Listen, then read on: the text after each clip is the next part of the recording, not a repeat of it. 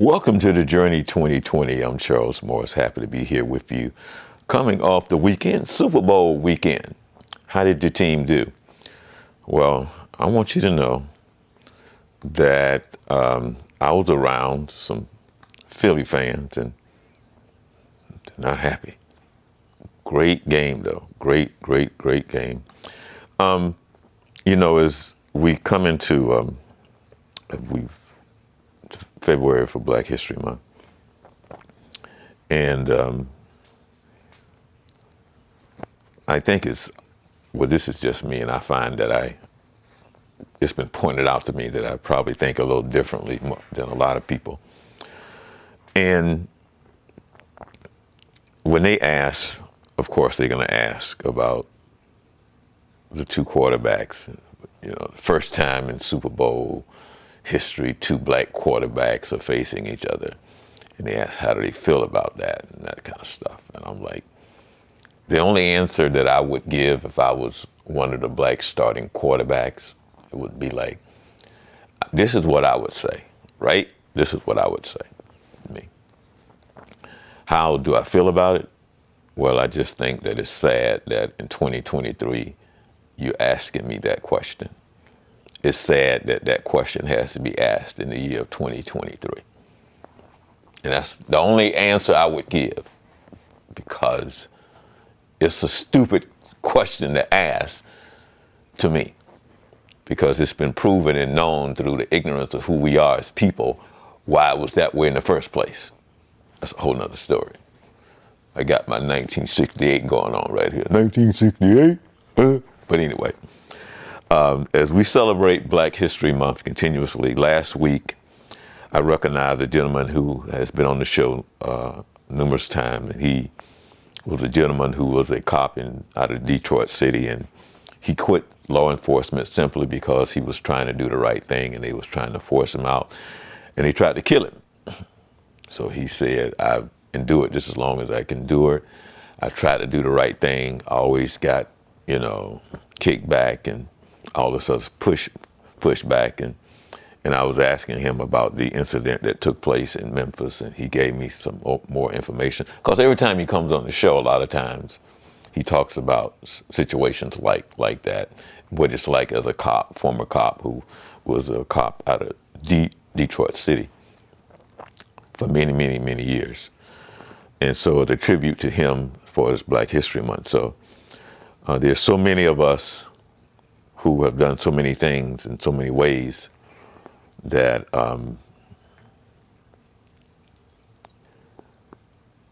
we don't recognize a lot of people because they're not in the limelight and we don't know them. But their contribution goes endless, And so what I'm saying is that I want to pay tribute to a gentleman who is the actual brother of my pastor, who I was good friends with and who helped me out a lot. Why he helped me out a lot? Because he saved me a lot of money. How? Ron was a fix-it guy, right? And he would come around and he showed me how to do some things around the house, and tile and sidings on the house and the garage and putting in the toilet and some other things. But he never wanted to charge you. So he helped me out a lot. We went fishing a lot. We did some things, and this show is a tribute to him because he was on the show back in 2018. And so today on the show, I want to pay tribute to him, and tribute as far as him in Black History Month. So why is that? Well, first of all, I thanked him for his service. He was a Marine, served in the Vietnam War twice. And I was informed why he went twice. And his brother told him, well, I thought he was crazy to go back there twice. Well, to show you who he was and how he was, the main reason he did two duties was because that would have kept his brother out of the service to go serve in Vietnam, so his brother could go to school. I don't know how many of you got siblings like that, but my brother wouldn't have done that for me. That's for sure. I can testify to that. without a doubt, not even hesitant. But that says a lot about who Ron was. And I'm sitting here looking at his obituary and the program, and they have a letter on there in his tribute. He was one of the first black lieutenants for the fire department here in Orange County. And I'm sitting there looking at the letter, and it's funny because I used to work for Orange County. I'm sitting there looking at Mabel Butler's signature along with Linda Chapin, because they both were there when I was working for Orange County. So as I pay tribute to Ron Eugene Jenkins for tribute for Black History Month, and he was on the show a few years ago. And again, I want to thank him for his service, thank him for the times we spent together and being able to go fishing. And I enjoyed our conversation as he reflected on what it was like when he was over in Vietnam. And he tell an interesting story. We're going to get to it right now, but he tell an interesting story because I asked him a question, especially during that time. What was it like serving and you had white men under you? And so he shared a story that I think you should listen to as well. So this is my tribute as we in February for Black History Month, but also a tribute to my friend Ron Eugene Jenkins. So check it out. You know what's funny though? It's funny because every time Pastor Jenkins be telling childhood stories, you don't know it, but I be sitting there watching you because I be wanting to see your response to his stories, because he always tells a story about how he told on everybody. Well, he did.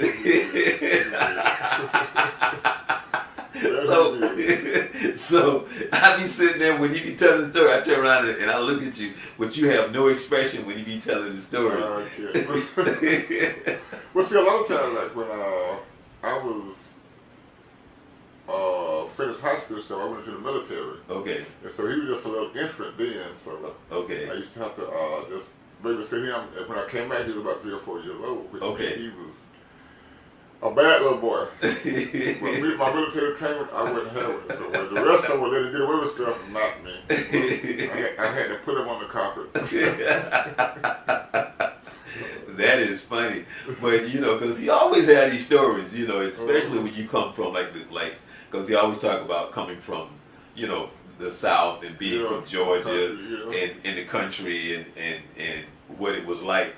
But I just love that story when he talked about, you know, I'm just in my calling because I told everything. I told, boy, with mom, I was like, you boy. Just told everything, right, everybody. You know, and protect yourself, though. So, but the reason why I asked you to come on the show, and thank you for taking the time. Well, first of all, let's start out where you're from. I mean, I know where you're from, but let's talk about where you're from. Okay, I was born in Georgia, a little town called Georgetown. Okay. And we moved to Florida when I was 6 years old here in Winter Garden. So okay. we raised here until I went in the military when I was 19 years old. Okay. So once I finished 4 years in the military, I came back and decided to live here. So I just started living in Orlando, and I've been here ever since. Okay. Yeah. Okay. Now, as a little kid growing up, what was it like, Georgia versus Florida? Well, the people are different. In Georgia, everybody is more respectful and friendly toward each other. I mean, you can be driving down the road and you see a car and people come down the one road, they will actually wave at you. Mm-hmm. Whereas Orlando is such a rat race, nobody really has time to really be like a good neighbor and really help anybody unless you're real close. But as far as you being an outsider looking for respect and relationships from the average person in Atlanta, you're not going to get that because it seems like it's just a busy town. Everybody's just busy trying to do what they need to do. All right. You know. Okay. But in Georgia, everybody's almost pretty much self-sufficient. We eat a lot of homegrown vegetables. We had farm. We lived on the farm. We had gardens and stuff like that. We had animals and stuff like that. So we really raised, to be self-sufficient. Right. You said at the age of 19 that you went into the service. Well, actually, go ahead, answer that. Yeah. On the show. That's okay.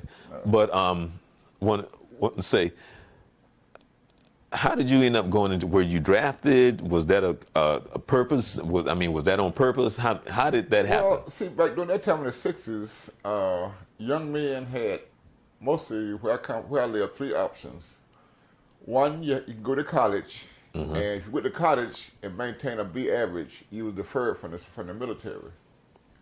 Or you can join the service and do your time, which was back then was 2 years. Or you can stay in winter guard and what we call picking orders or do labor work, which I couldn't see doing. Okay. So I went to college for the first year when I was after I finished high school. I went to college, but I didn't maintain a B average, so they changed my classification to 1A, which means I was eligible for the draft. Okay. I didn't want to be in the Army because everybody I knew went to the Army, and a lot of them went to Germany and stuff like that. I wanted to be in the Marine Corps because I liked the uniform, those dress blues and stuff. Okay. I liked that, Plus, I went to talk to the recruiter, and he promised me a good career and told me about the Marine Corps, and I liked it, so I joined. I don't want to cut you off. Go ahead. But I'm going to ask you this question, and then you'll understand when I ask you the question. Back then, what is the conversation about? Were you talking to a white recruiter or a black recruiter? Because how did they talk to you in the sense of you being a young black man, in the sense of trying to convince you to go into the military? What is that conversation like? This person that's sitting in front of you, what is that like? Well, they didn't really have to recruit you because you were going regardless. Because they needed so many men in Vietnam. We were losing about, so many men lost their lives in Vietnam. They need a lot of replacements for Vietnam. So, average young black man, even the young white men, they were eligible to go to the draft. In fact, a lot of guys got caught up in criminal activities that were, such as, let's say for instance, if you was given 5 years for a robbery, they would give you the option of you go spend 2 years in the military, go to Vietnam, come out and get honorable discharge, and that charge would be closed. Oh, wow. Okay. A lot of guys took that, but a lot of guys, it was a death sentence because a lot of them got killed over that. But that was the mentality back then, If you was a young male, black or white, you were eligible to go to Vietnam. If you was rich, then like people like Donald Trump, they got deferred. But if you was an average young guy, you was going regardless, And when I talked to the Marine Corps recruiter, he said, well, there's only 3 types of Marines. The ones that are going to Vietnam, the one that in Vietnam, the one that's coming back from Vietnam. And so it was a nightly news thing to see the news. Every night they had the news on how many men got killed in Vietnam. They would show pictures of sometimes the battles and everything. And it kept America fascinated. It kept them kind of divisive too, because some people didn't want to be a part of the war, and then you had some that did, Well, because I was never in the military. I've had 2 uncles that retired Army. I think they spent like 30 years. One retired as a lieutenant colonel, and one retired as a full-fledged colonel. And they had a good career back then. Yeah. So it's one thing about a war. I mean, you have so many ways you could get killed, and you think about all the time that you could have been killed, and all the close calls you had to be killed, that nobody can really relate to what you go through, Right, and that's why I asked you to come on the show, to just kind of give a feel of your experience and what that was like from the start. For example, when you went to boot camp, what was that like? Well, boot camp was hardcore. They teach you, they remold you. They take away everything that you're used to. Like I said, they cut everybody's hair off to make everybody the same. Everybody had to wear this top button up. They just destroy you and build you back up. They want to make you into a professional killer. Everything you learn about being a good guy, they take that away. You know, you can't be soft. You got to be hardcore killer. That's what they hop on. Being a hardcore killer. That's what they want you to be. Especially in the Marine Corps. I don't know about the Army, but in the Marine Corps, that's what they want. You know? And they show you a lot of movies about war. They show you a lot of the weapons. So it's always about combat. Okay, now I don't want to cut you off, but I gotta ask the question. Okay, and then when I ask the question, you know why I'm asking the question. Okay. You know, everybody not meant to be a hardcore this or that. You know, a lot of us are mama boys, and a lot of us are pushed into a position where we end up in the Army and the Marines, and now they're trying to train you to be this. What was it like for that mama's boy that you knew was away from his mama, dealing with this sergeant or whoever it is that's just trying to mold and shape him? Please explain the best way you can those guys that you knew was totally out of their environment and they was definitely in the wrong place. They have what they call a motivation platoon.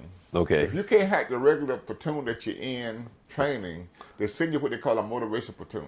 Okay. That's where they got a certain amount of drill instructors that stay in your case and make you do what they want you to do. If they got to get in your face or in your ear for an hour telling you what to do, they will stay there until you do it. It's called motivation. Very seldom, I think, wait a minute. I'm sorry. It's called motivation. Yeah, motivation. But what is it? It's called motivation. But no, I'm just messing with you. They motivate you to do what they want you to do. They will motivate you. You know. I know one time this one guy, he was told to step out of line because he was acting funny in the child line. He looked at the drill instructor like, "Were you talking to me?"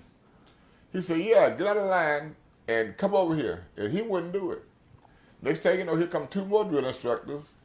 They grab him and take him behind the building with these Quonset huts, the metal Quonset huts. And all we heard was boom, bam, boom, when he was throwing up against the wall. When he came back, he was in tears, but he said that he was quiet for the rest of the day. So they will get your attention, you know. They know how to motivate you because they want you to work as one. And when you start a group, a cohesion group, you don't want to let your other friends down. And when you get to combat, that's what you see. You will put yourself in a line to protect somebody else because that's the way you're trained to do. It's everybody helping everybody else, you know. We don't worry about mom and apple pie and Chevrolets and stuff. It's about the guy next to you. Because you got to save his life, he's got to save your life. And that's all that counts. But Ron, you say that, but that's a transition of a mindset that has to take place over a period of time to understand, because you and I can sit here and talk about it, but when bullets starts flying for the first, that's a whole nother world, man. When you know, when bombs start going off and you got stuff, we can train all we want, but when it happens, some of us freak out, and some of us, and I guess that's the difference between going home and those that don't go home, which isn't always the case. I mean, but you know, because I'm pretty sure there's a lot of good soldiers with the right mentality didn't make it back home, but still. Well, you know, in training, you overcome the obstacles.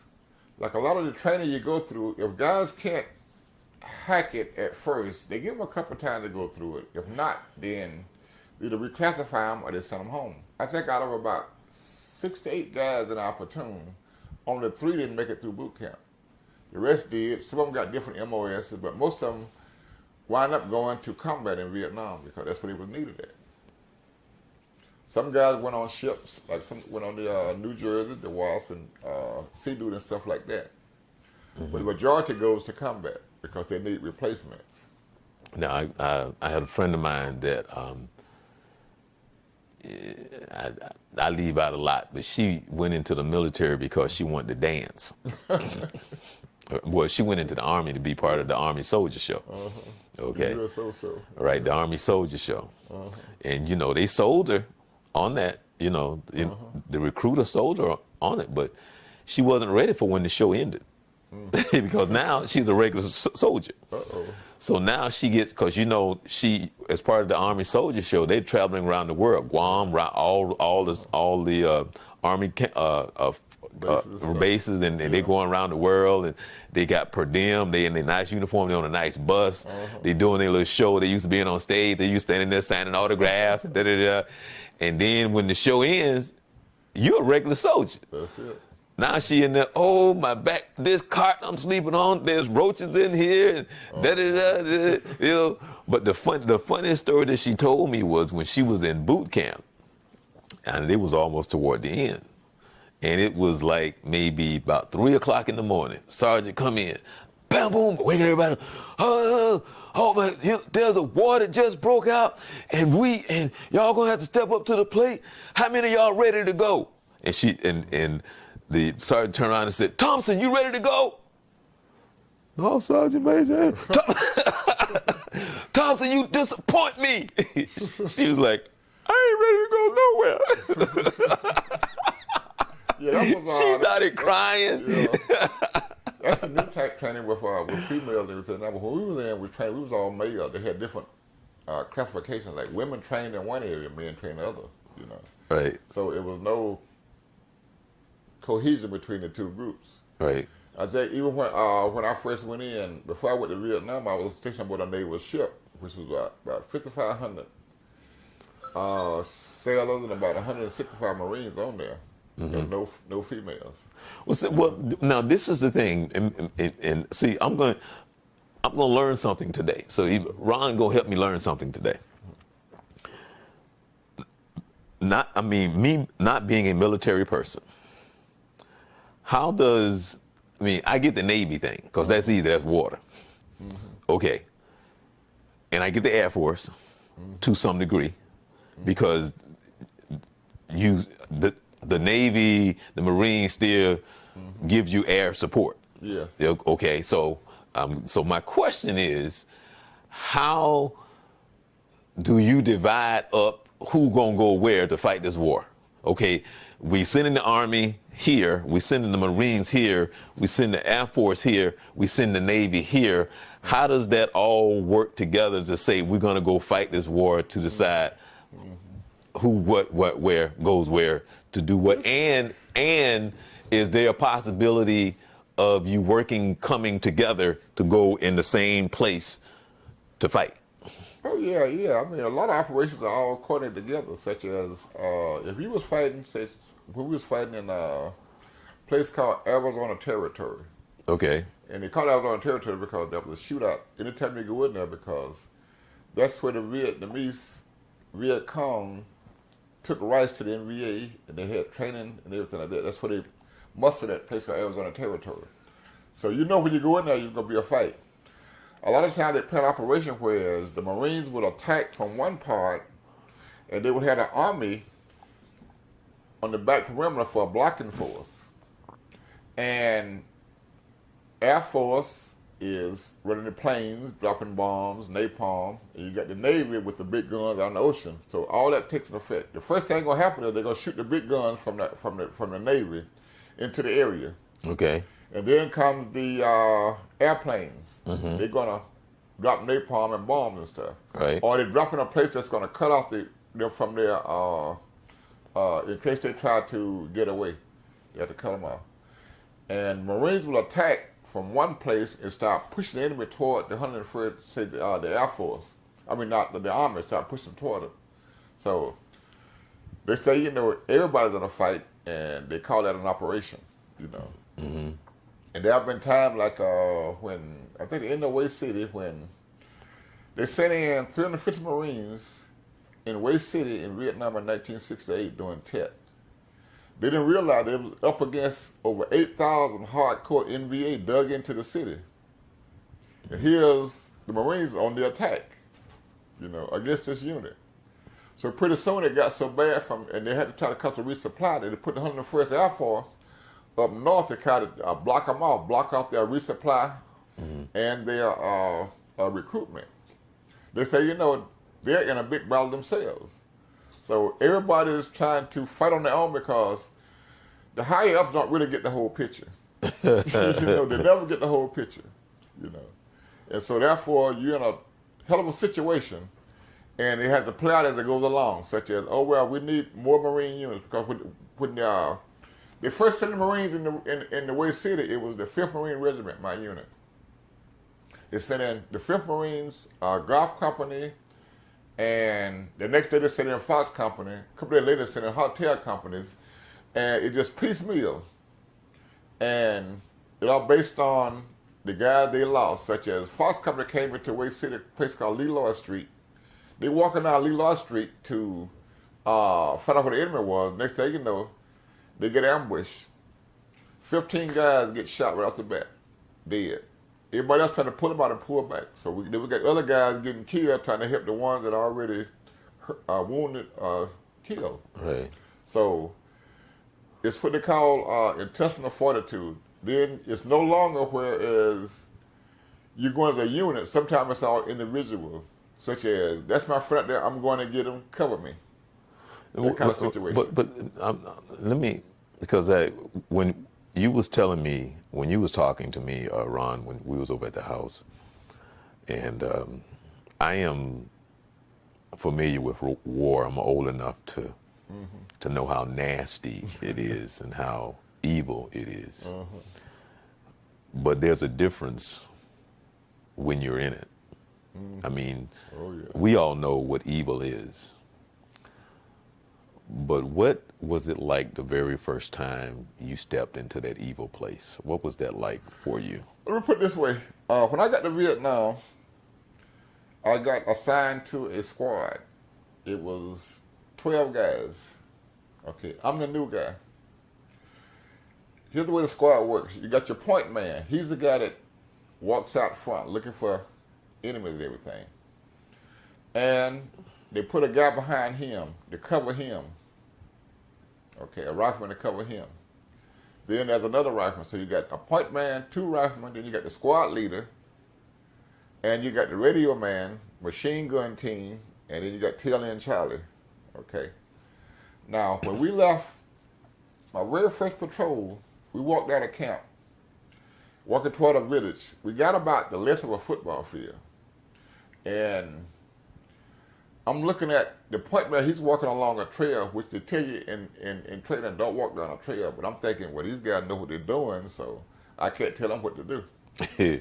But I'm stepping cautiously, you know, following them.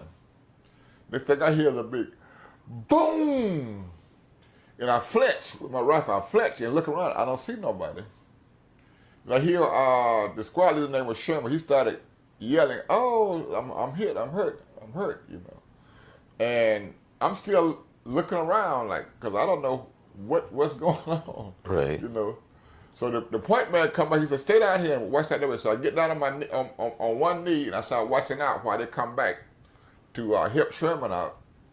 The squad leader got the trip to booby truck. It was an 82 mortar round. And called in helicopter and everything. And while all this is going on, they're taking care of him, calling helicopters. I'm out here looking at, watching. I'm thinking, this is my very first patrol, and I got 12 more months of this? My goodness. Wow. So it was kind of traumatic, but it taught me that once, about a month later when I got my squad, no, we ain't walking on no trails. Right. We're going to walk through the mud. We ain't walking on a rice paddy day. So I was totally cautious, you know. And throughout the whole trial I was there, had a squad and everything. I only lost one man on a patrol that I set up. The worst thing about it was 6 months into the bush, they try to bring into the rear to give you like a little rest and relaxation from it. So your bush time is up. So I left my squad that morning. They had to go out on operation. They left me there. They tell me, "Oh yeah, you're gonna be on Remington radio, which means I'm gonna work on a typewriter. I'm not in the bush no more. Oh yeah, you're gonna have all the good hot food and everything." You know, they was teasing me. You know, I'm out of the bush now. My time is up, and I'm happy too. They went out. They had 2 tanks on a mission, go to a place they call Dodge City. It's Right. another high priority area. One of the tanks tripped a box mine and blew. My squad was behind the tank, and it blew the machine gunner's both his legs off. A new black guy had been there about 3 weeks, who was a happy-go-lucky type guy. He was just happy-go-lucky because he was in a dorm or something. He was with a school or something. A piece of shrapnel hit underneath his helmet into the back of his head, into his brain, and killed him instantly.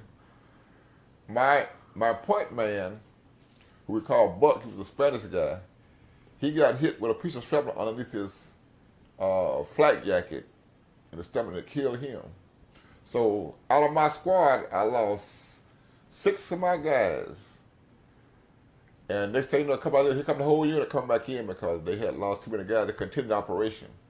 And I was sitting there watching when they come in, they was all looking sad, and I was sad too. And I said, well, who got it? Who got it? They started telling me who got it. And these are guys I had been training with for 6 months. Mm-hmm. My squad, but they were gone, you know.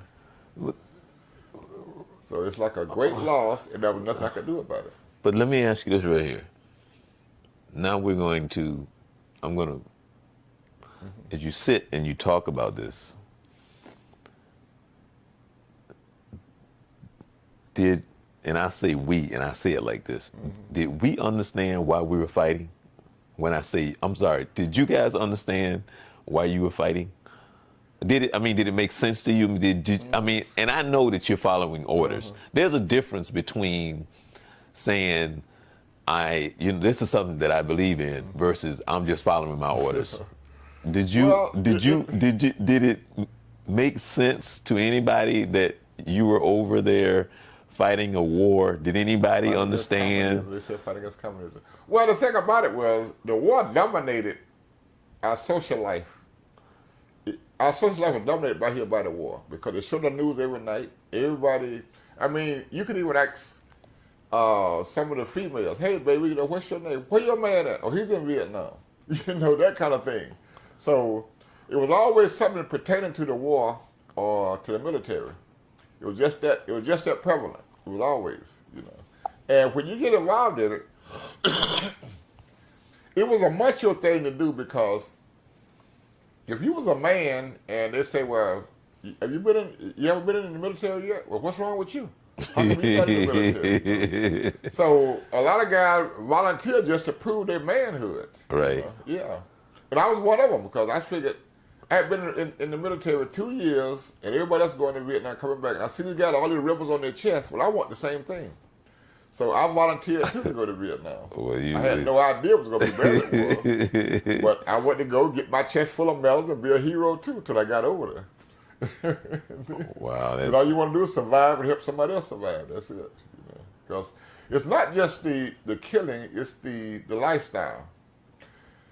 We walked around, all we done was walking around in the jungle looking for somebody to kill, looking for somebody to attack us. That was our whole concept.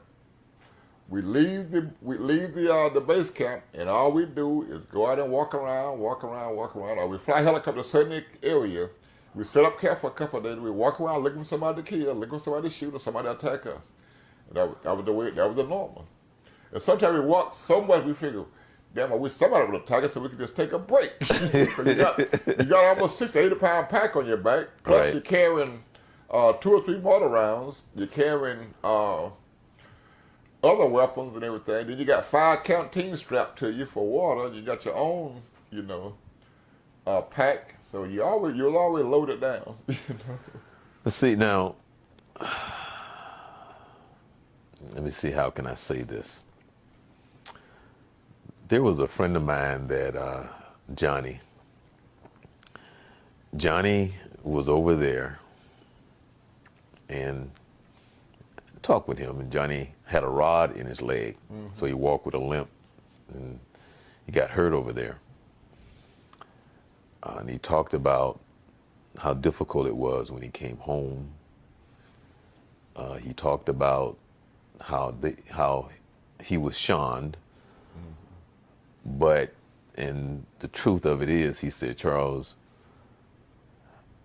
what I saw and how they use those young kids and how the young kids would come and would blow them up.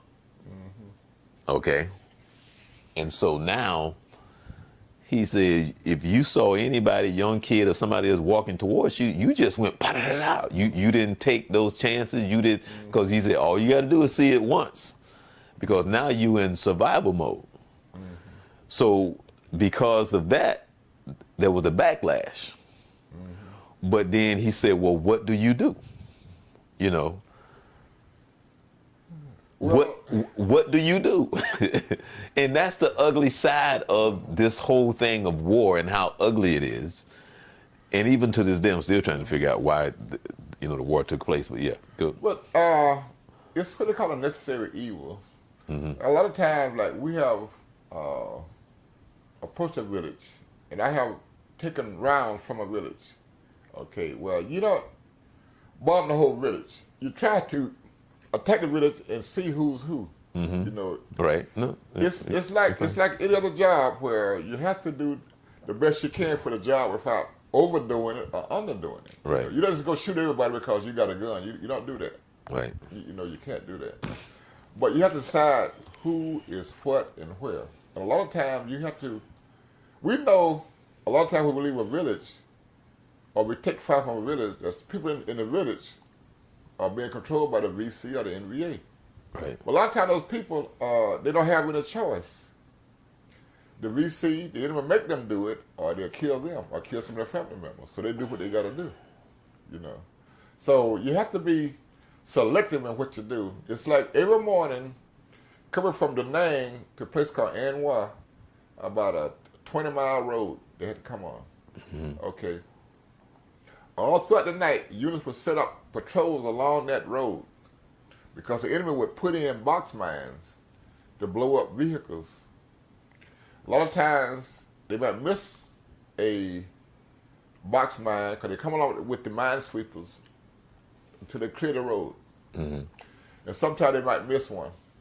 All of a sudden, you hear a big boom, and there goes an American vehicle blowing up, or behind the military vehicles or the civilian vehicles going to An Hoa, coming from Da Nang to An Hoa, loaded with people, products, and stuff like that. Those get blown up. And there's nothing worse than seeing a whole bunch of bodies with women, children, old men blown up, because of a box mine. Well, I don't know if I should even ask you what is that like. I don't know if and I don't mean it because I mean life is real, war is real. I mean the realization of what it is. It's nothing pretty. It's nothing to write home about and be like you're having a good time. It's life or death. War. Right. I mean it's war. Now you was telling me here you are you got bullets flying past your head. You was telling me that story. You got bullets flying past your head. You look, and to your right or to the left, somebody's just been shot and killed. Somebody over here is wounded, but you got to keep moving forward. Kind of explain what that is like. Well, it's called taking the objective. Okay. Now, if you are on a patrol such as I've had as low as 4 men in my squad and as many as 17 in my squad. On average, you get about 7 or 8 guys in your squad. Okay, those are guys that you control on the attack. Okay. Now, if the machine gunner gets wounded, okay, that machine gun is a very important weapon.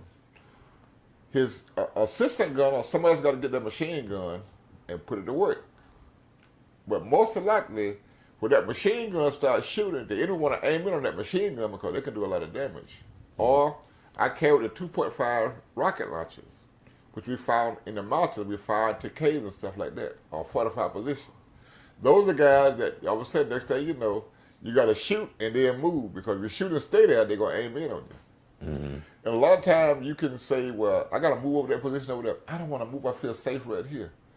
But when you move over there, all of a sudden, like, once I move to a position, that I really didn't want to move to, but where I moved to, where I just left from, all of a sudden, boom, they blew it up. Right. So then I did move. Okay.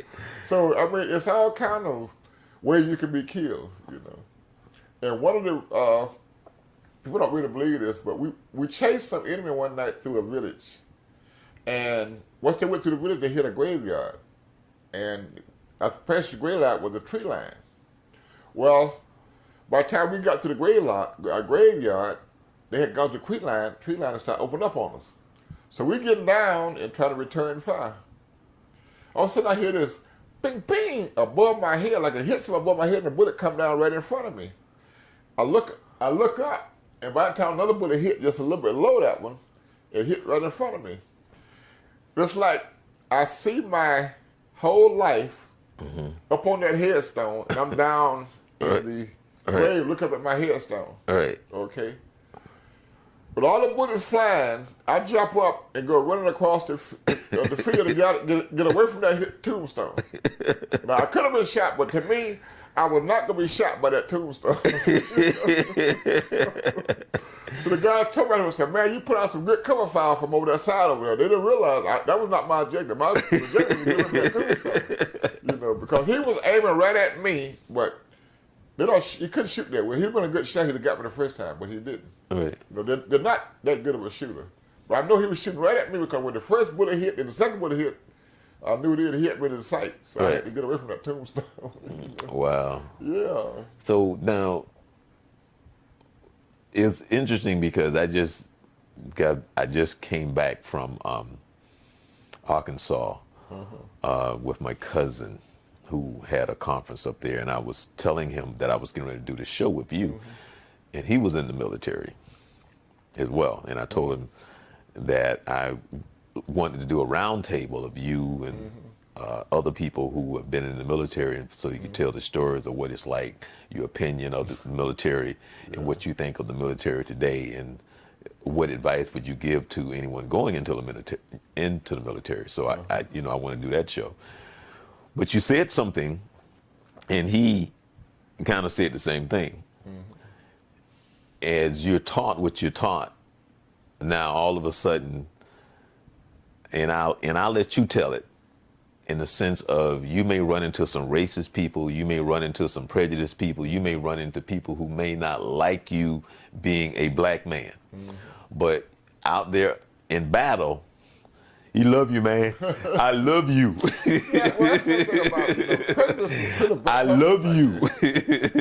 Back then, prejudice was pretty prevalent because we had the Black Power movement. Right. You know, and a lot of the black guys in the military, we was trying to get the haircuts changed so we can wear more of an afro. Right. Instead of being the high and tight.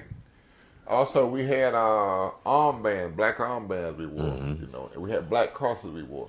1968? Yeah. So, you know, I would consider one of the militant ones. Right. Especially because I didn't mind telling, you know, a lieutenant, a sergeant, or a captain, you know, if I felt up something, you know, I'm going to tell them my opinion. Right. You know, because sometimes they want to see an operation. And you know, if you go out there with the few men you got, it ain't going to be good. Right. You know? So you tell, look, you know, we can't go. Can we do this instead, or can I take this man, or can we get two squads together to go here and here? You got to change the plan because all they want to do is, okay, well, you go here and you go here.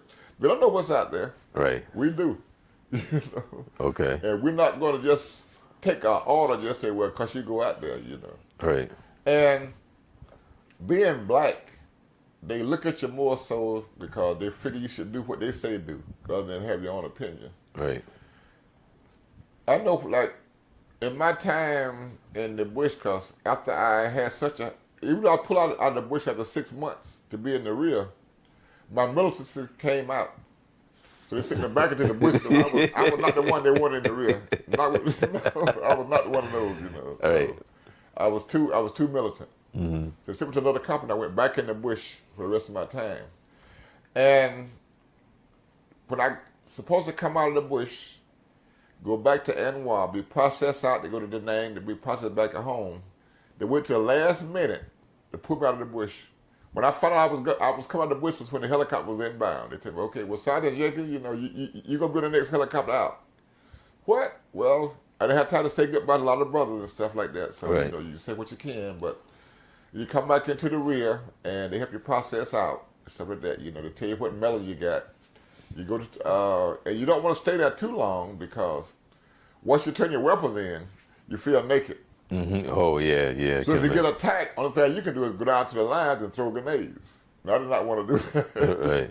That's what the guys do. When you turn your weapon in and we get hit, you got to go down to the line and throw grenades. That's all you got left, but you ain't got no weapon, you know. And good thing we didn't get hit that night, but the black guys inside the rear, we got together, we had a little party and everything, and they give you a good send-off, you know, hey, brother, you know, so it's all about black power, you know, we're going to do this when we get back, we're going to be a part of this and part of that movement, you know. Right. And that's what we did. And I believe to this day that with all the black guys coming back from Vietnam, with the attitude they had about not putting up with any prejudice, not being disrespected as a man, the military and the war had a lot to do with that. Mm-hmm. Because when we came back, they wondered, well, where are these black guys getting all this attitude from? Right. Well, from the military. We're training them to be like that. Okay, so what do? Let's cut the draft. We cut the draft. Nobody joins, so look what we got now. Guys walking around with their pants hanging out below their butt. Right. No discipline. But I want you to touch on that whole thing of guys that you knew was prejudiced and racist, but yet out in the field, they had a total different, a whole different attitude. Right, yeah, right. yeah. When the bullets start flying, they get a whole different attitude. Like, this one guy named Moore, he was a new guy into the unit, and he was from Kentucky. Mm-hmm. So I was getting the guys chow and everything, getting them set up, because we're going to operation next couple of days. I'm getting everything set up, getting them, make sure they got the ammo and everything, getting them all set up and everything. And he told one of the guys, man, how y'all take all that from that nigga? Mm-hmm. And they said, well, you don't like it, you tell him. I just got here, I don't know how y'all do it. They said, well, you know, he's the sergeant, so if you don't like it, just go tell him that.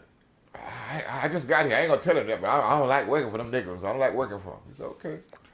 We go out in the field. It took about 3 or 4 days and stuff. You know, he didn't want to room what they call set a hooch with anybody black. Because what you got a poncho. You put more ponchos together to make a lean-to, and that's where you have sleep at. 2 guys into the hooch there. He didn't have a white guy to sleep with. Mm-hmm.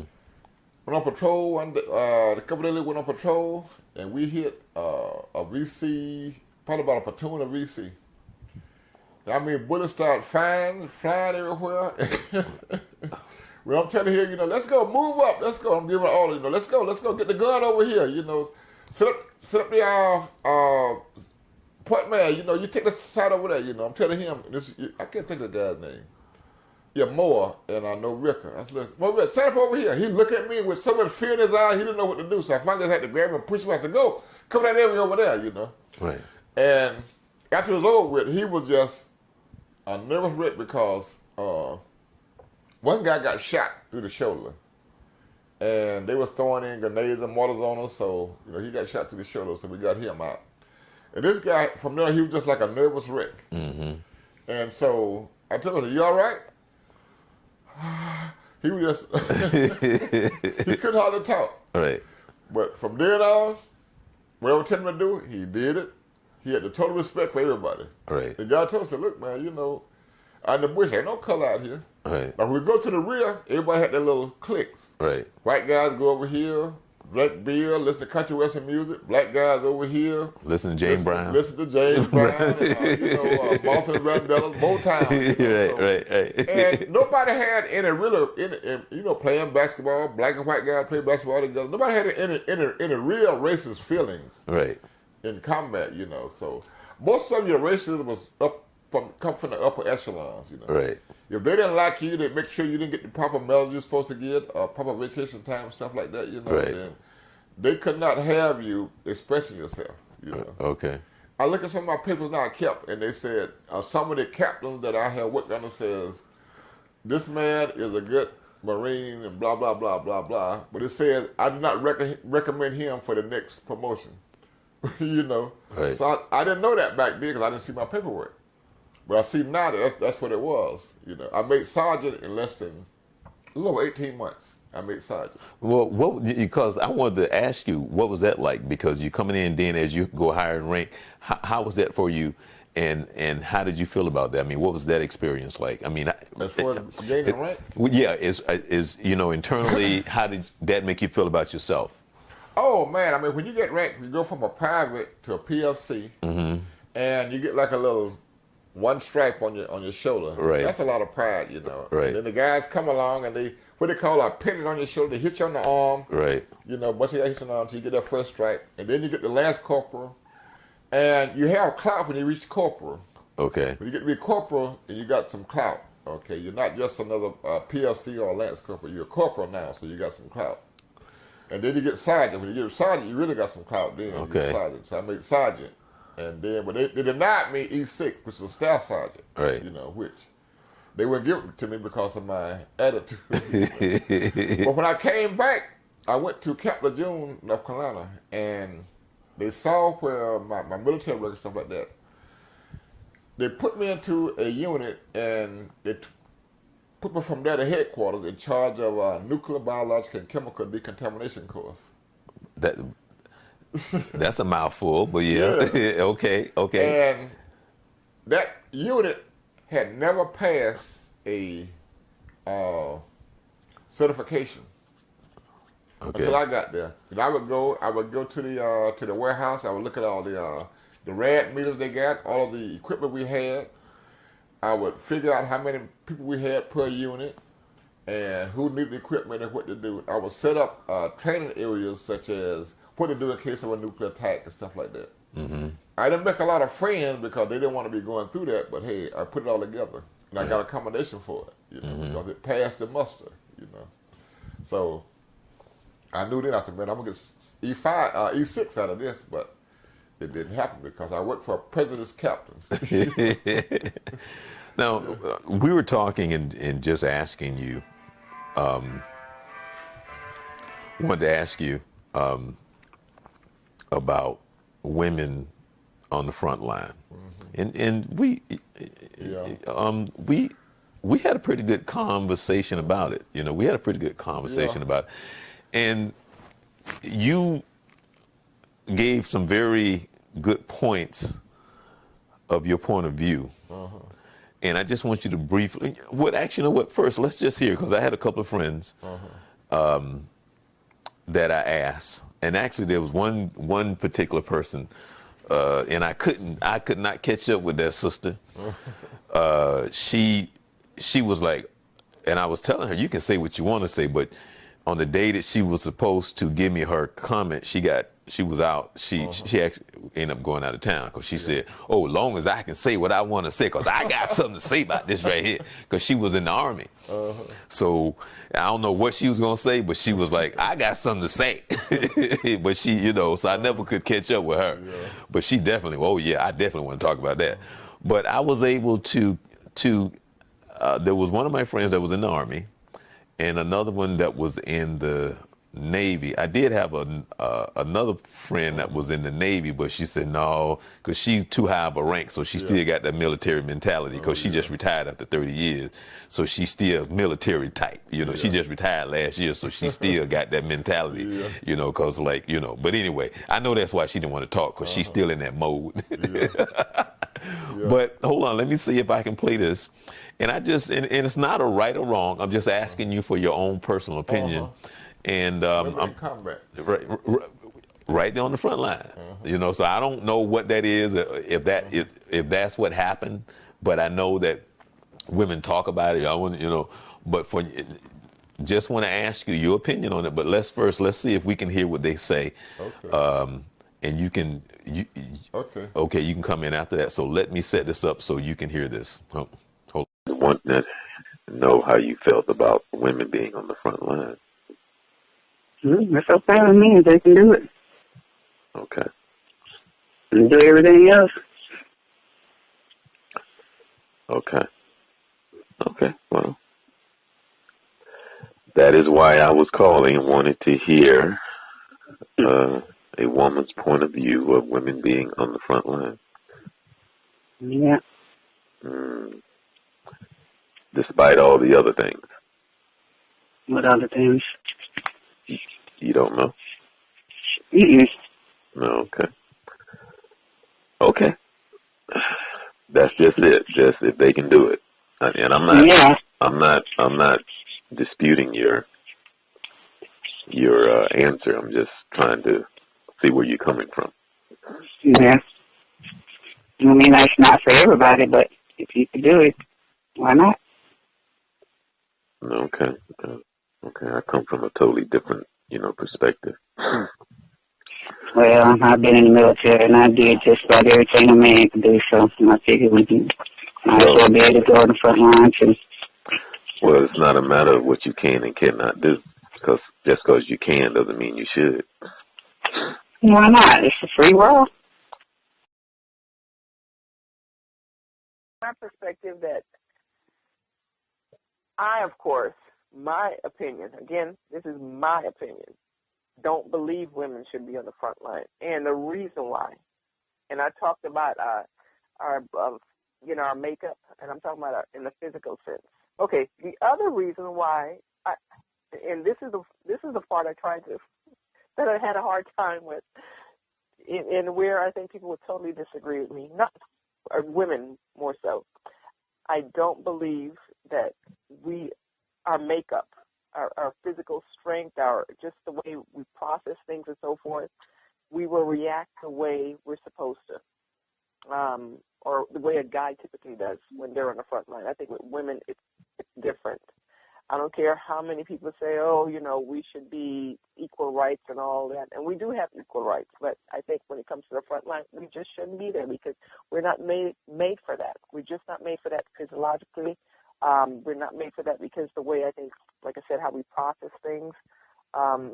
You made a good point about women and men together. Yes, that also is going to be distracting. Now, what did you see, and not when you were talking about when you was in the service, Mm-hmm. and you saw some of the high-ranking officials interacting that really surprised you? So, what was that like? Well, yeah, that once again, that can happen on the front line because that threw me off, actually. I mean, I was totally surprised because I would never think that officers, high-ranking officers, will mess with it. When I say mess, you know what I'm talking about, would enlist it. So, and it's because we were in somewhat of an isolated duty. I mean, here we are in Antarctica, so you don't have. Right. And it's just like the front line. That's how I look at it. I mean, in some aspect, because you're not going to have a whole slew of women, and you're going to have more men than women, of course. And these men these women, from what I understand too, were making extra money, if you know what I mean.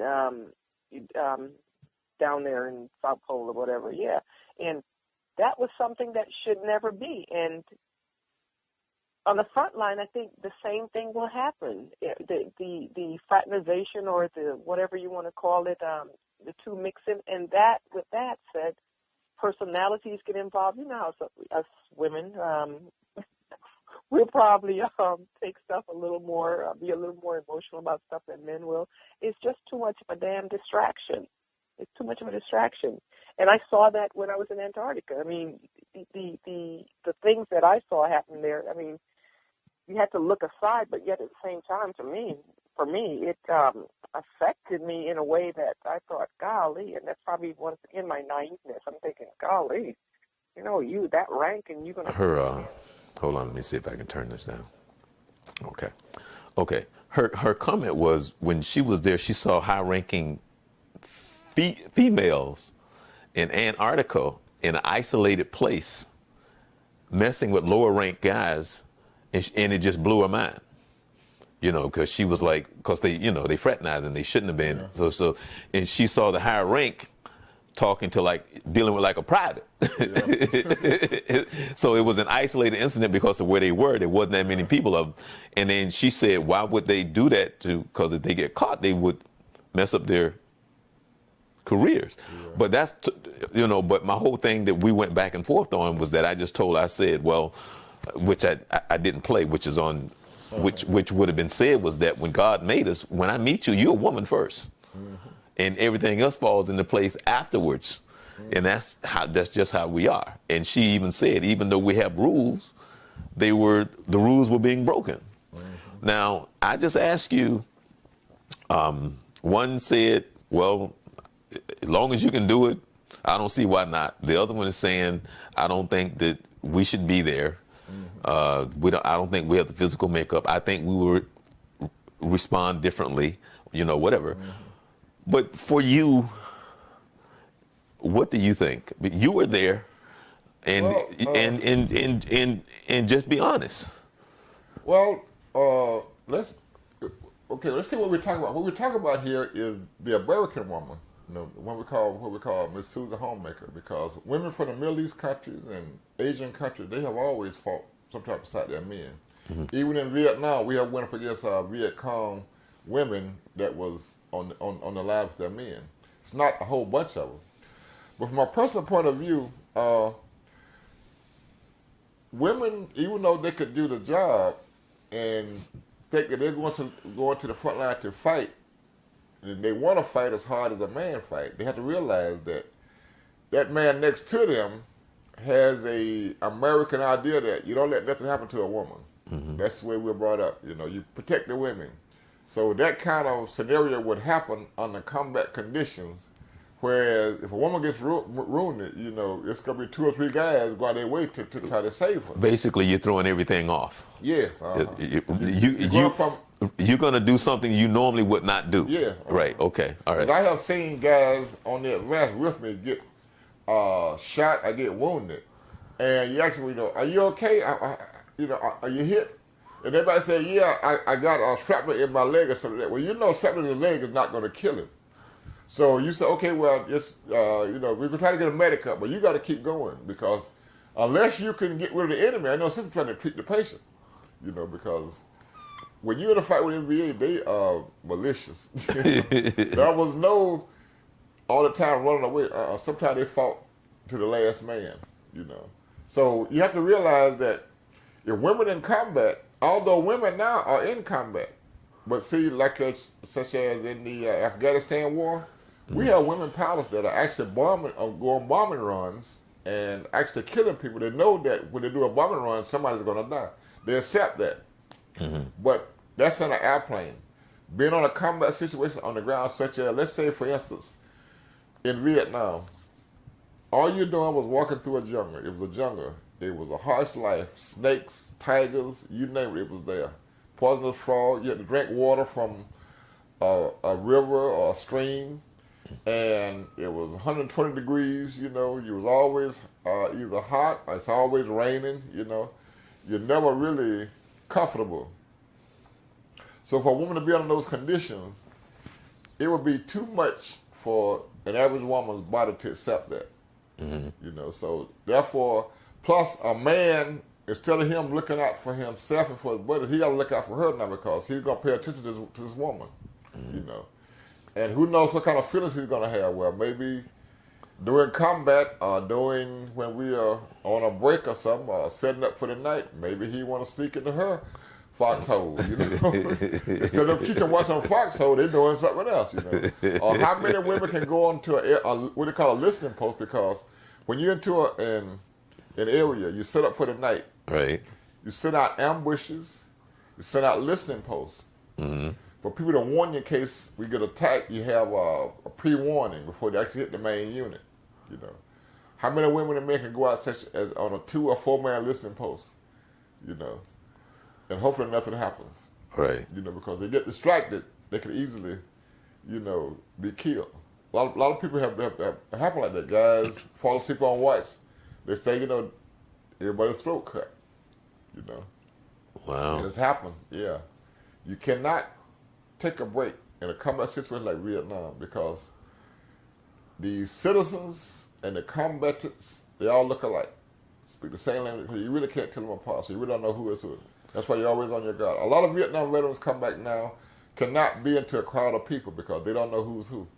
Well, now my next question that I was going to ask you, because I don't want to keep you here all night, but I was going to ask you, what was it like coming home and now you're a regular person? How do you transform into becoming a regular citizen.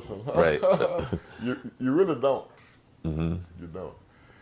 I came home in '70 just at a couple of days before New Year's.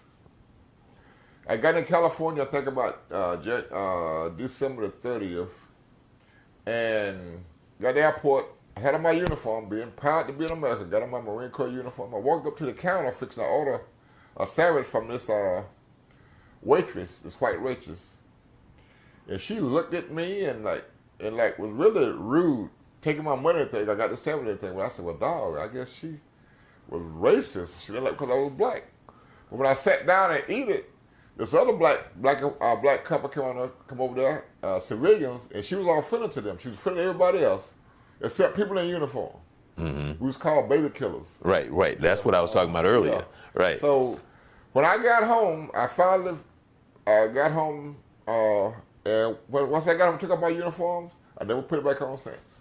Wow. You know, because it was so much surrounding, and then people will ask you, what was it like over there during the war? And you say, well, it was a terrible situation. Right. You want to get into talking about it, but then again, they don't want to hear the rest of it. Right. So then you're left stuck like, well, why'd you ask me if you don't want to hear it? You know. Well, the truth of it is that it's dirty, it's nasty, it's evil, it's death. It's some of the worst ways to live. Right. And then live like an animal. Well, the whole point of war is just there's nothing nice and kind about it. Babies die, women die, innocent people die. That's what war is, and unfortunately, it's just. And I'm still, when I talk about our madness and how crazy we are and stuff that we go over, have wars about in the first place, and we'd be like the people that's fighting. The people that starting the war, like the head honchos, those are the ones that should go up there and fight, like President Trump.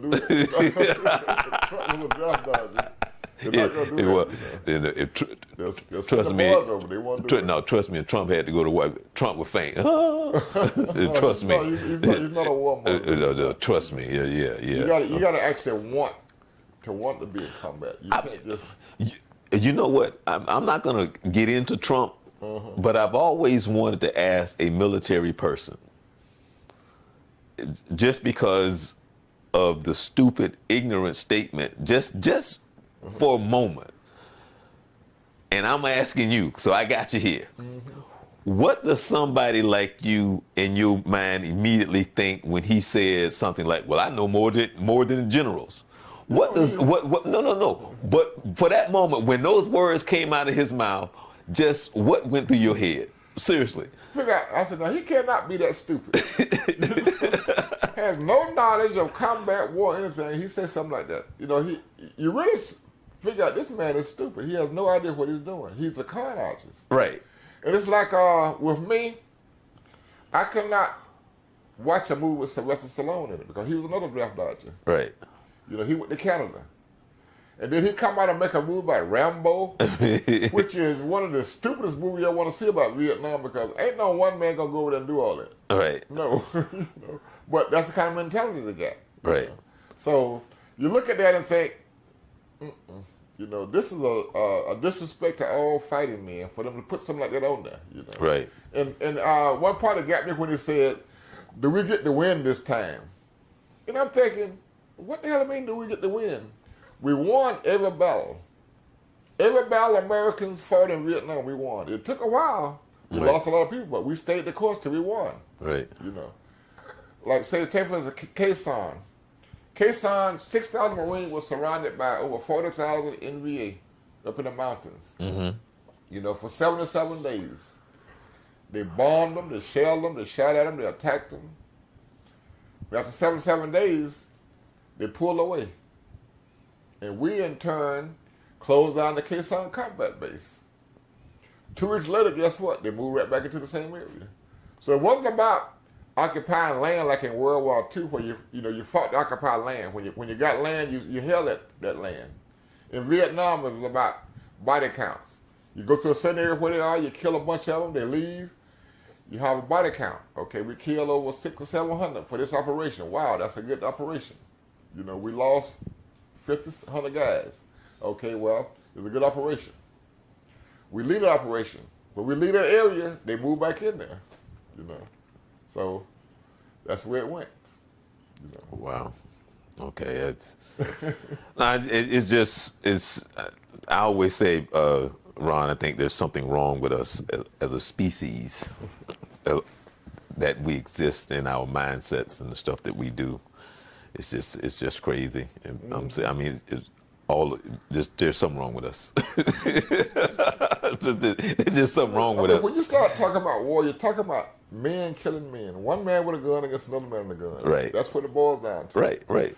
And that's where they measure the concept of whether they win or lose. Right. You know, they don't care about the buildings they lost and stuff like that. Like when they attacked in World War II, they went through Europe, they tore up towns, they killed people and everything. Well, that's how they measured success. Okay, we took this town, that's our success. We took the next town, that's our success. We went all the way till we got to Hitler in Germany, that's our success.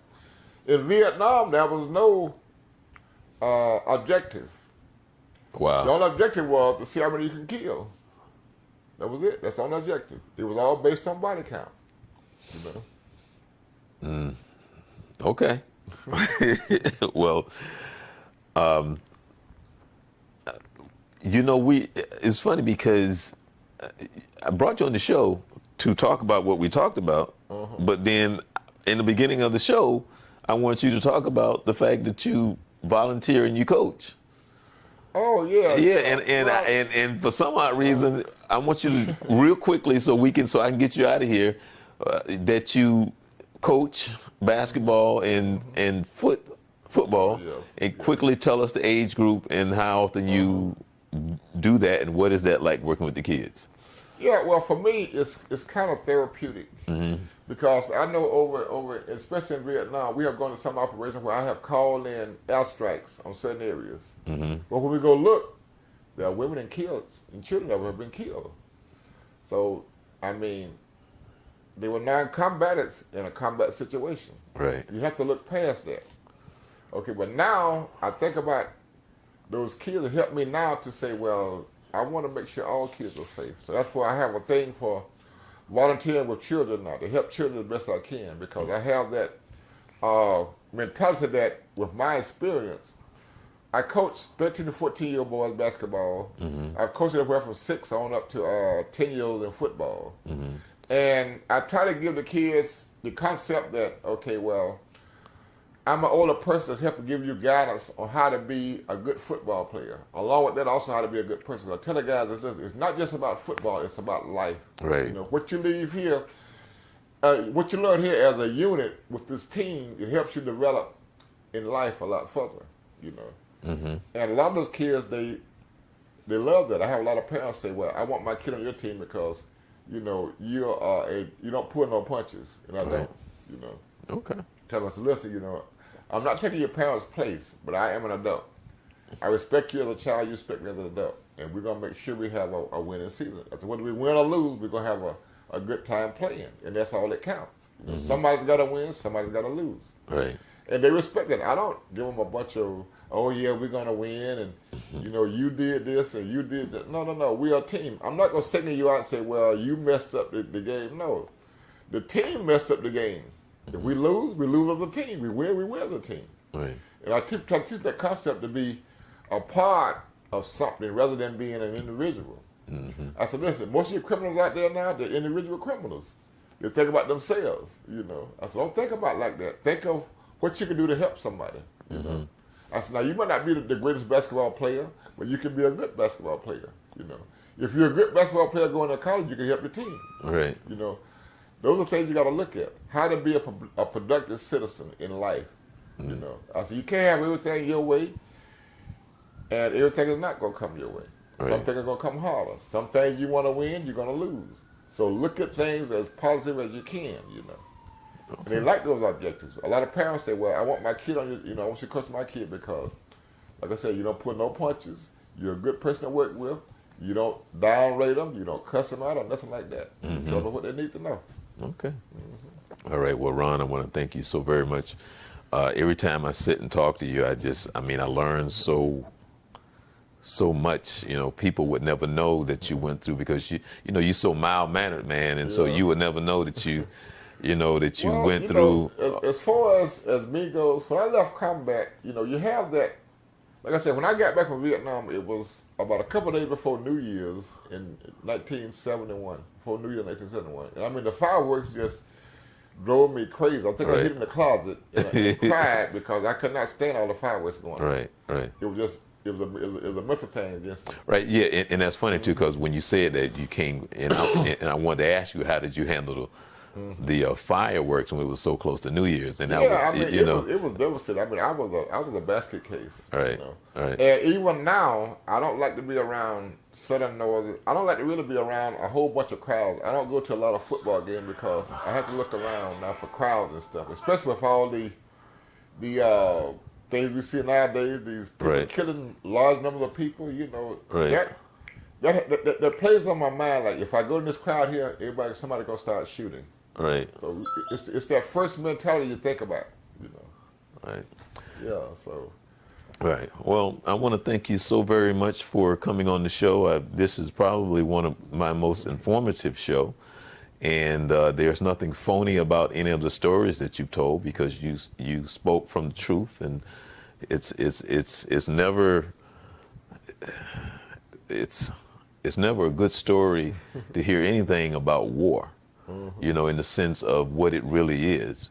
But the reality of it is, in that I'm just thankful, because as you say, there's a lot of your friends didn't make it. Yeah. But Ron Jenkins did. So with all my body parts. Yeah, that's the main thing. You actually get used to war. You actually get used to that. And sometimes we're going to come up mission. I would say to myself, well, if I gotta go, just let me get one bullet and be shot. I don't want to be blowed up by a booby trap. So I mean, those kind of mental things you think about. You didn't want to get blowed up, because I want my parents to recognize me. If I gotta go, just give me one bullet. Right. Yeah. That's kind of like that movie. What is that? Apocalypse Now. Yeah, Apocalypse Now. Yeah, and the guy got shot with a spear, and he went a spear. All the weapons in Vietnam. I got killed with a spear. It was just mind blowing that he got killed with a spear. Like I couldn't. I couldn't watch now.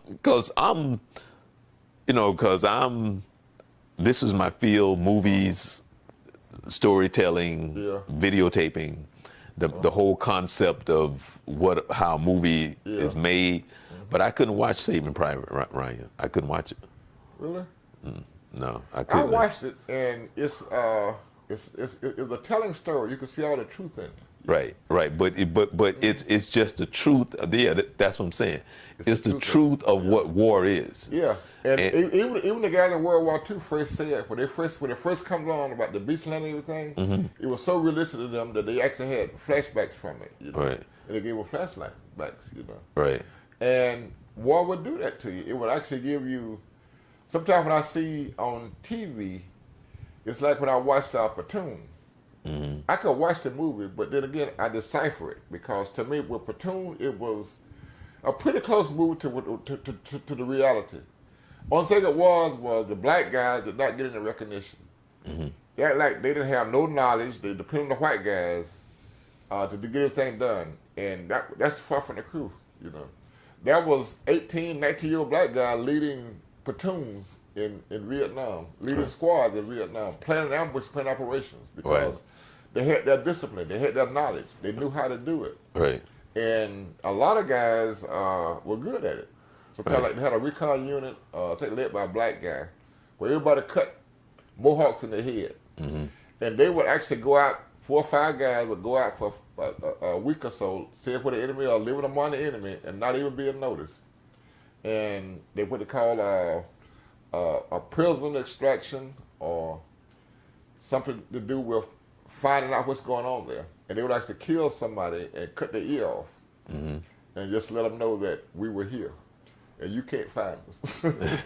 Wow. They were just that bold, Wow. And then they would have dogs and all kinds of units looking for them. But they couldn't find them. They were just that good. Wow. A lot of guys knew how to be good, especially black guys, white guys. They knew how to be good in a jungle war. Right. You know. So. Yeah. Well, again, Ron, I want to thank you so very much for taking the time to come on the show. This is probably one of my most informative shows that I've been doing since I've been doing the show since 2013. And Yeah, I know. That's a good show. But I'm just saying, you making it a real deal. This is real, and it's for some people it may be hard to listen to, hard to come into the realization of what war really is and who we really are. This country, the world itself is wars is just not a nice thing, and usually when it ends for whatever reason it started, is it worth it? If somebody, but anyway, that's another show. That's another show. Well, I'm at the point now where I can talk about a lot about combat because I feel proud of what I did. I have no repercussions of, say, like the Middle East incident where you actually go there and kill a bunch of civilians. I don't have those kind of memories where I did something like that. No, it was not like that. The non-combatants were killed was in a non-combat. It was in a combat situation. So Right. I can't feel bad about that because for the ones that we killed could have been killing more Americans. So you have to weigh it in both factors. Right. And somebody did. I'm going to go ahead and close the show out. But somebody did educate me on something. We were talking about snipers, and they had a list of snipers, and one of the snipers that was in the top 5 was this Asian late woman. Oh yeah. And I don't forget her name. But when he told me this, because as soon as I got home, I Googled her, and he was right. She's in the top 5. She was one of the most. She was vicious. Right. Yeah, I can't think of her name myself, but she was vicious. Right. Yeah. In America, she tortured her. And she was a cold-blooded, vicious person. 2 snipers that was well known was one was White Feather. Mm-hmm. He was one of the top snipers from America. Mm-hmm. And then there was a McEnany. He was another Marine sniper. Right. He was the one that shot the sniper called the Cobra. Shot him through his scope on his rifle and hit him in the eye. Wow. Yeah. And now, and for what I understand was that she actually got shot by a sniper. That's how she got killed. Down, Right. And actually killed her as well. But so people, not that you may be into people killing people, but Google the top 10 snipers of all time, and you will see what I'm talking about. Because war is nasty, man. It is nasty. But when you become, what's amazing to me is that when you become that, and you part of that, and you've been part of it for so long, it's like, well, what do you do when you retire? It's like, how do you fit in? Because that's one of the things. And even though you don't like Rambo, which I understand, but his point was, because he was supposed to be in this trained whatever he was. Now they're saying he's supposed to fit into society, and I'm talking about that part of when you train these guys. Now you trying to fit them into society, and it doesn't work. For a lot of them. Oh no, because once you've been in combat, in combat it brings out your instincts, your basic instincts. A lot of time I have people walking behind me who I can turn and see before they even think I know what it was. But it's those instincts. Right. You live by your instincts. If you don't live by your instincts in a war, you get killed easily. Don't go by what you think. Go by your instinct. If your instinct says turn around or move this way, you better do that. Right. Because your instincts a lot of times your instincts don't lie. Okay. All right. Well, again, it's like it's like an animal. Sometimes you see an animal drinking water and allow her to sneak up, also they hold their head up and run. Right. That's those instincts. Right. When you're in a war zone, especially like Vietnam in the jungle, you develop those instincts. It's, even now, like I can't stand a lot of loud noise because it goes against my instincts. Right. A whole lot of loud noises and things like that. It's not a normal situation for me. Okay. Yeah. Well, I can understand that because when instincts take over, that's, God gave us that. So you better listen to the right thing. That's it. All right. That's Ronald Eugene Jenkins, tribute to Ron. Service was Saturday, February 11th, and he was on the show a while back, and tribute for Black History Month. I love doing these type of tributes in the sense of people and their accomplishment. A lot of us don't know about people who have done so much, and I want to thank him for sharing that with us while he was here. And that story that he told about the young white gentleman who eventually, he said, came around because he saved his life. So get past his ignorance. But this is the Journey 2020. I'm Charles Morris, and thank you for taking the time to be with us to hear the Ron Jenkins story. I really appreciate you spending your time. Next week as well, we should have a good story line for you because I'm having on the Christine Forrest. And she's here. She's part of the Florida Democratic Black Caucus. And she's sharing with us our challenges as a whole of what's going on in Congress now that the Republicans have taken over the House and some other things here in Florida. So you want to make sure you stay tuned for that. You need to be informed on how important it is for you to be informed and what are some of the challenges that we're facing going forward. So I encourage you to make sure you watch the upcoming show that she's going to be on next Monday. Well, this is the Journey 2020 where we pay tribute to Ron Jenkins. And I want to thank you for watching. For questions, comments, and concerns, you can always hit me up with an email. And as I always say, faith comes by hearing, and hearing by the word of the Lord. Enjoy the rest of the week. I'm Charles Morris.